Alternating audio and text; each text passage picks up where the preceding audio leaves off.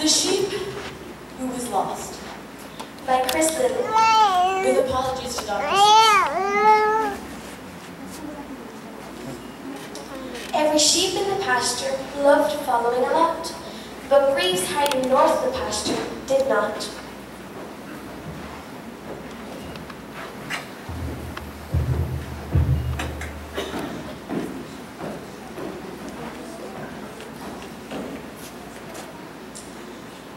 That sheep hated following, whatever the season. Now please don't ask why, no one quite knows the reason. It could be perhaps that his wool was too tight. It could be his head wasn't screwed on just right. But I think that the most likely reason of all may have been that Greaves thought no one missed him at all. But whatever his reason for going astray, Greaves was found missing at the end of the day. He wandered away, looking back with a sneer at the shepherd and 99 sheep standing near. They're losers, he grumbled, his wool-loving bristle. I'm better off than this pack of blue thistle. It's tough and prickly and now dangerous drops, but at least I'm far away from those sheep flocks. Just look at those 99 down there below, just waiting to follow wherever we go. They won't even miss me. They don't even care whether I'm wandering or injured or trapped in a snare. They'll line up in order, their sheep bells all chiming, and read out their names which are funny and rhyming. There's Jonathan, and Matthew, and Darlene, Boozle, Nico, and Daniel, and Jerry, and Boozle. Jordan, and Lindsay, and Sally, and Scott, Flora, Katrina, and Biddle, and Bot.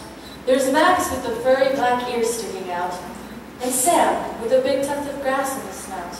Raquel with the wool still wet from the stream, Linnea and Kathy who were waking up from a dream. They don't even notice I'm gone. Greaves reflected. As the shepherd counted up all the sheep he collected. Now they'll head to a new place. They'll leave me behind. And Greaves acted tough, as if he didn't mind. But wait, the shepherd was looking confused, as he counted again and again, quite bemused. He counted them once, and again moments later. He used fingers, then toes, then a big calculator.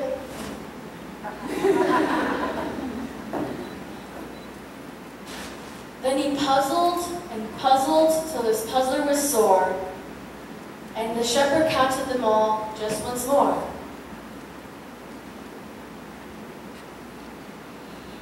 But no matter how often he counted and counted, one sheep was missing. It couldn't be doubted. Where's Greaves? He called out, looking front and behind. I should have 100, but have 99. Has he dropped from the cliff? Is he caught in a snare? Is he caught by his wool in a tree branch somewhere?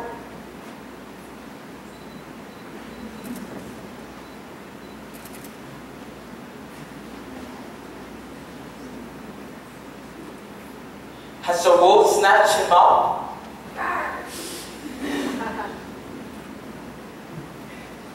Did he join foot again?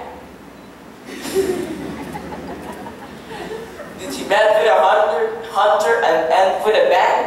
Bang! Did he set stuck in the hole of a tree? Greaves has gone missing. Where could he be? I have to find Greaves, but I can leave him behind. But what would I do with this 99? He sighed. Then he shouldered his brown shepherd's crook, and he started to look with one last long look. At the 99 sheep standing close all around. I pray you say what the missing sheep is found.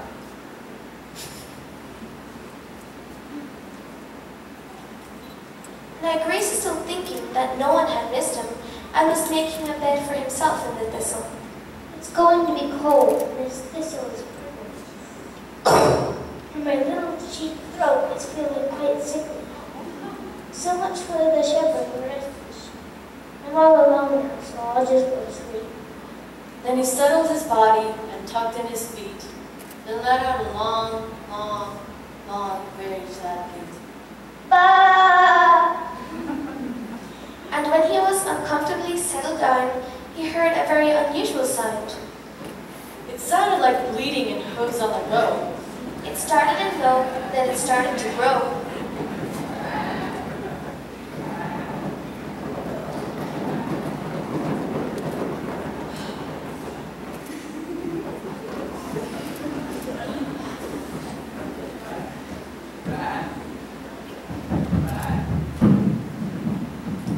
He stared down at the pasture, then grief popped his eyes.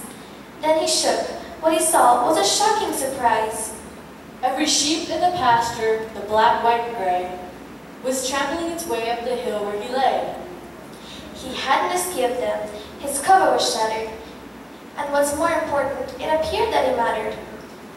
They came with their bells on, Ben and Christine, Poppy and Andrew and Harry and Jean.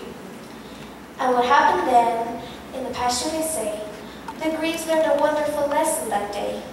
Not about thistles and wandering off, but how shepherds and followers care for their lost. That is all. Thank you.